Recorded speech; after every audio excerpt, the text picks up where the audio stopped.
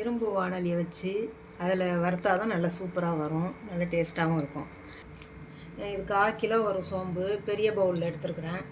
இதுக்கு வந்து ஒரு 75 கிராம் வரணும். சின்ன பவுலில் எடுத்துருக்குறேன். நான் உங்களுக்கு அளவு தெரியாதுக்கு சொல்கிறேன். இதில் 3ல் 1 பங்கு இருந்தால் போதும்.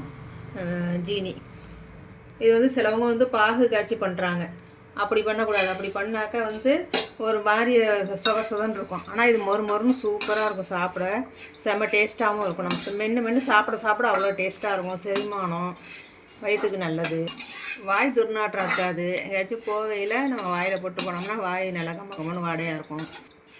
இதை வந்து சிம்மில் வச்சு மெதுவாக வறுக்கணும், கறிக்கிறாமல் வறுக்கணும். நல்ல சிம்மில் நல்ல கலர் மாறும், நல்லா கோல்டு கலரில் மாறணுன்னா அதுக்கப்புறம் தான் ஜீனி சேர்க்கணும்.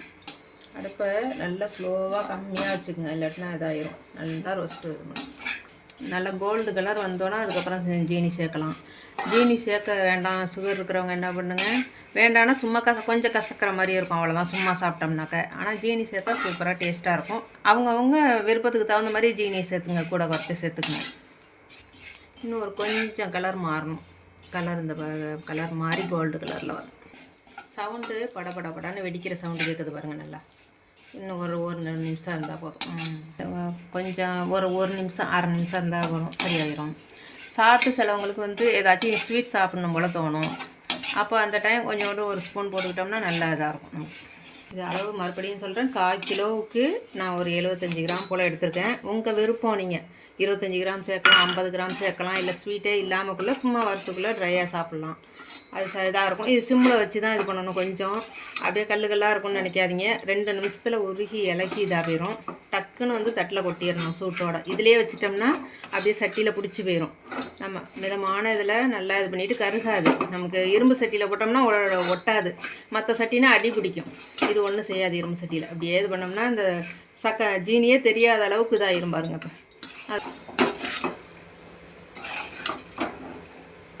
இப்போ நல்ல பதத்துக்கு வந்துட்டு பார்த்தீங்களா, அடியில் இலகி இருக்குது பாருங்கள். அப்படி இலகி உருகி வந்துட்டா ஜீனியெல்லாம் இப்போ இதாக இருக்கும். இதே நம்ம பாகு காய்ச்சணும்னா தண்ணி விட்ட மாதிரி சொதன்னு ஆயிரும்.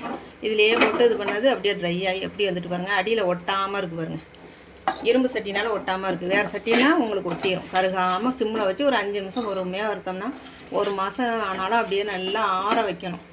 ஆற வச்சு மொறுன்னு வந்தோன்னே அதுக்கப்புறம் பாட்டிலில் கொட்டி நல்லா டைட்டாக மூடி வச்சுக்கணும்.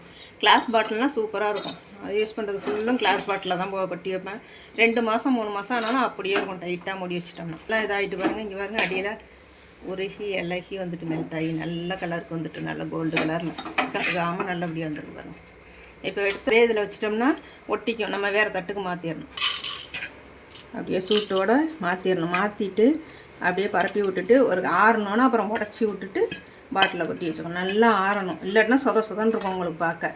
ஒரு 10 நிமிஷம் ஆற விட்டுறணும். நல்லா எப்படி இலகி வந்திருக்கு பாருங்கள் ஜீனியெல்லாம்.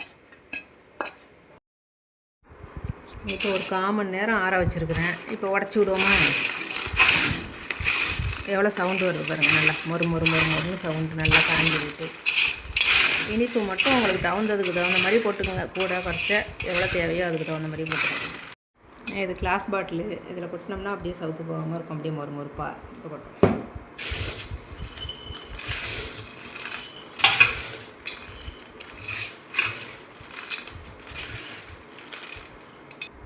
இப்போ 1/4 கிலோ வறுத்தமாக 2 பாட்டிலில் வந்துருக்குது. நீங்கள் ஸ்டோர் பண்ணி வச்சுக்கோங்க. நீங்கள் யூஸ் பண்ணலனாக்கா என்ன பண்ணுங்க, அப்படியே குலுக்கி விட்ருங்க ஒரு 2 நாளைக்கு ஒருக்க. இல்லைன்னா அப்படியே கட்டி பிடிச்ச மாதிரி ஆயிரும். நம்ம யூஸ் பண்ணாக்கா ஒன்றும் இல்லை, யூஸ் பண்ணலைன்னா அப்படி குலுக்கி விட்டுக்கணும் 2 நாளைக்கு ஒருக்க. இது அப்படியே ஒரு 2 மாதம் வரும். 4 பேர்னால் 2 மாதம் வரும். இந்த வீடியோ பார்த்த அனைவருக்கும் நன்றி. என்னை ஃபாலோ பண்ணுங்கள்.